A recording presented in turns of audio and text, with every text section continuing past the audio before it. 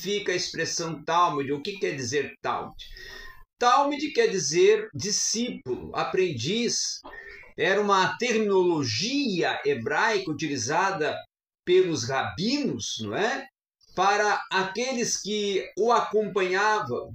No contexto hebraico, nós já até falamos isso, havia, depois daquele aprendizado desenvolvido no lar, o aprendizado que era desenvolvido aos pés de um rabino, que era com o jovem a partir dos 14 anos, não é?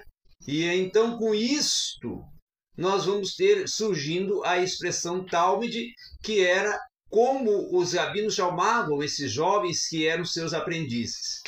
Muito bem, vamos falar a pedido sobre fenomenologia do espírito. Fenomenologia do espírito.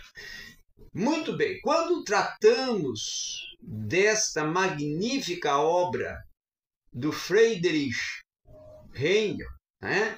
Georg Wilhelm Friedrich Hegel, que em 1807 ele publica essa obra, e essa obra ela traz à luz uma das mais consagradas obras do idealismo alemão, e que vai tratar sobre a fenomenologia, que é a ciência que estuda o fenômeno, e a ciência também que estuda, enquanto ciência que estuda o fenômeno, a ciência que estuda a formação da consciência. Então, o fenômeno seria esta justamente construção e formação do consciente do ser, né?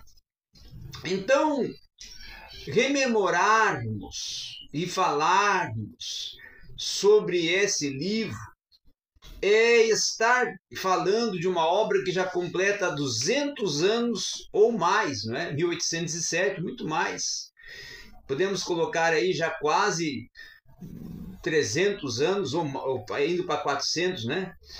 Que ela vai influenciar, não é? 1807 para 2024, 217 anos. 217 anos. Então ela vai influenciar todo um contexto filosófico, certo? A partir de uma proposta de descrever a ação e intervenção do espírito no ser, não é? Na língua alemã, inclusive, o verbo, vamos dizer aqui, herminen, tá? Significa duas coisas. Ao mesmo tempo, é o adentrar em si o espírito, então seria um adentrar, primeiramente, e segundo, seria um relembrar do que ele realiza, estando em si, consigo e dentro de si. Então, a deusa inspiradora da memória era chamada pelos gregos Mêmonise, tá? Mêmonise. E ela parecia conduzir com até uma mão segura essa viagem de descobrimento que o Wilhelm Friedrich Hegel fala, tá? Então nós vamos chamar isso de fenomenologia do espírito. A palavra fenomenologia, que justamente ela traz todo um sentido fenomênico de formação, de construção, de ir além do ser, tratando da construção da consciência do ser, ela se educa continuamente, não é? Na proposta da fenomênica, de que a consciência é educada continuamente em dos seus agires e intervires de contato com o interior e o exterior do ser. Tá? Então, dentro dessa proposta que nós vamos ver surgir também uma outra questão muito importante, que é como que ele trabalha a ação do espírito individual, do saber absoluto, ou seja, a totalidade em que se pode apurar a sucessão de formas que o espírito assume, e o adjetivo este, absoluto, ele podemos dizer que não significa que possamos saber tudo, tá? E Wilhelm Hengel, Frederic Wilhelm Hengel, não está propondo isso. Mas ele quer dizer apenas mais, de uma forma, vamos dizer assim, modesta, simples, coloquial, que tudo que sabemos faz parte de um sistema organizado no qual a totalidade indica ao saber que parece aqui e ali ao sabor dos acontecimentos históricos. Então nós temos que ver que o lugar é que está pertencendo à configuração do conhecimento humano. Este conhecimento justamente vai dizer respeito à natureza e ao próprio espírito que juntos, mas até desdobrados em alguns momentos nas diversas ciências, irá conter todo o universo que se pode conhecer. E, na verdade, o Hengel está pensando justamente desse conhecimento global e que vai acampar ou incluir ou inserir todo um saber diverso.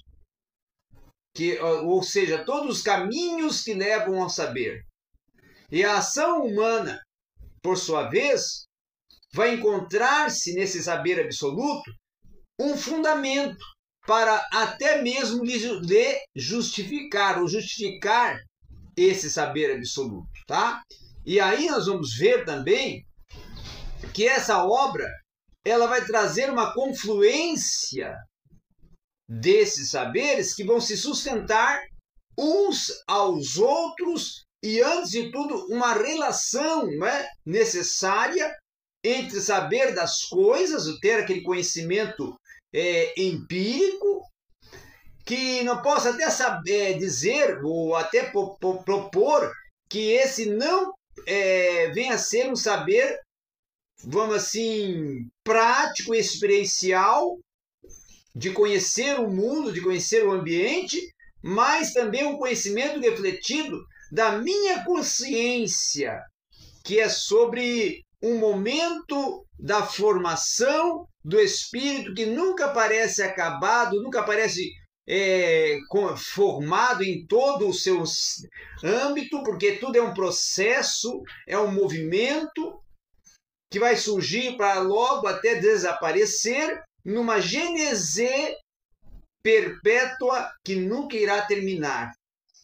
Então, nós podemos comparar o espírito humano a uma composição musical, às vezes até bem dissonante, onde o som que se vibra nesse momento logo irá se esvair para o próximo som aparecer em seu lugar, e assim até de uma forma sucessiva. E o intérprete, então, irá executar a peça que irá convocar a existência de instantes sucessivos. Mas este ato de reproduzir a frase musical vai ter também o dom de fazê-la desaparecer, de modo que vai ser preciso repetir uma execução, não é? Que até muitas vezes essa execução vai ter uma proposta ou até vai ser desenvolvida para evitar o esquecimento, tá?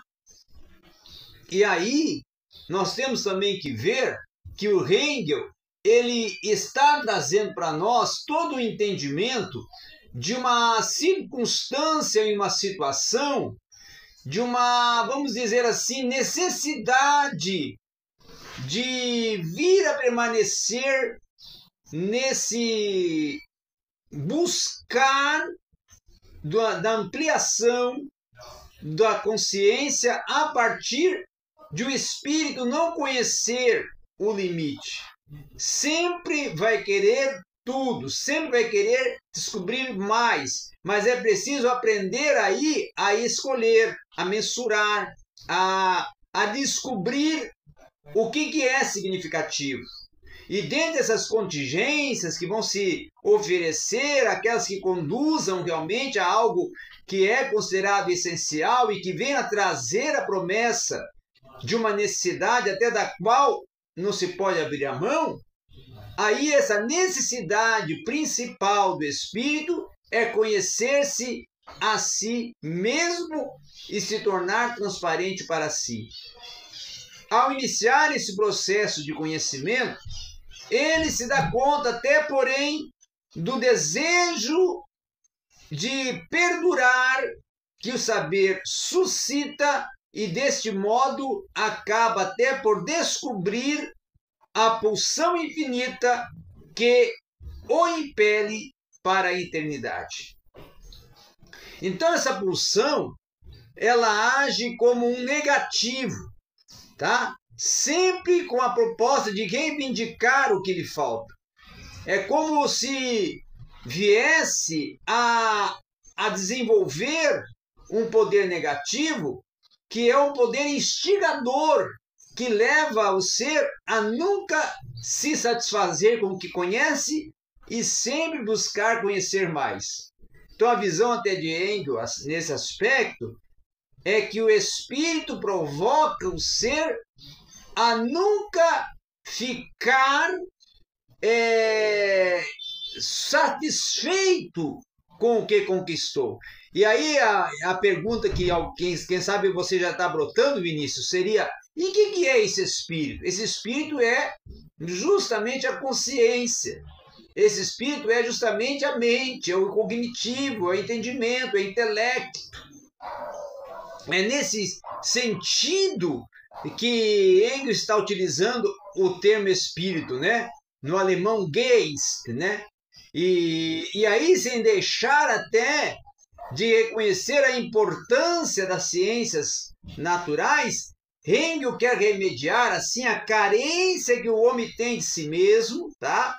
E para isso até nada melhor do que seguir a formação do espírito. Desde as formas mais elementares da percepção sensível, né? Aí entra a questão já do existencialismo de Engel, até a forma mais elaborada que o conceito vem a proporcionar. E essa gênese espiritual, em seu completo desenvolvimento, é o que ele chama de fenomenologia do espírito, tá? E isto é, então, a descrição completa das figuras de consciência nas quais o espírito vai se manifestar com aquele que pouco a pouco aprende a se conhecer. E aí nós vamos ver que a gênese do espírito é, ao mesmo tempo, a lógica e a histórica. Isso quer dizer que a necessidade lógica ela está presente, tá? E de uma forma até muito contundente em toda parte, funcionando assim dentre as alternativas precisas e bem definidas para poder justamente produzir esse saber necessário. E esse saber, por mais lógico que seja, nunca venha deixar de depender de circunstâncias contingentes. Então, que este acaso histórico venha fazer surgir aqui e ali, ao mesmo tempo, a história que jamais vai deixar de ter um sentido. Até porque aquilo que parecia ser apenas fruto do acaso acaba por se revestir de uma forma lógica que irá se chamar de conceito. Então, o acaso sempre irá se transformar em necessidade. E aquilo é até que, vamos dizer assim, nós chamamos de história pensada em Engel, tá? Tudo que parecia separado vai confluir, então, na direção dessa história, como se tornando afluentes de um rio, não é? Em que a direção da foz desse rio é o contingente, ou o acaso, e a liberdade é o arbítrio organizado, e o necessário é o curso do mundo, tá? Então, esses elementos, eles vão se solicitar uns aos outros, apesar até de opostos, tá? para tender a formar uma unidade. Tender a formar uma unidade de quê? De contrários. E aí sua relação será chamada, nesse aspecto, da dialética. Aí é que surge, que nasce a dialética hegeliana. Tá? Justamente vai surgir por causa dessa interdependência. E parece, e até que a dialética hegeliana, ela é um contraponto à dialética socrática. Porque a dialética hegeliana vai trabalhar com contrapeso.